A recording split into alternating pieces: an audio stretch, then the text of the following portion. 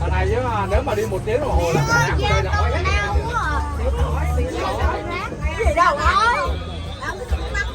5 phút là ok chứ mà nếu mà chơi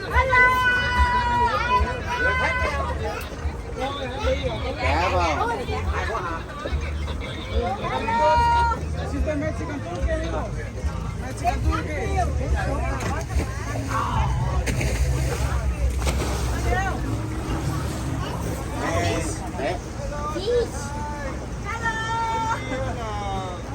Canada đâu có này đâu đúng không chị? Canada đâu có được những cái thú này đúng không? Không chưa.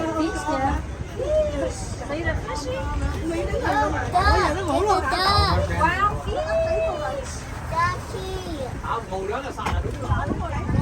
Ngồi đây này nó không gì đó. Đây nè, quay đây nè, quay cái người đó không quay Nãy giờ rồi. Đây lấy cái xíu. Hay quá ha, nó ngay hai. Mẹ nó hay. Hay rồi. Tức là cho miệng nó bót ra sao? Nó cho bụng rồi ra.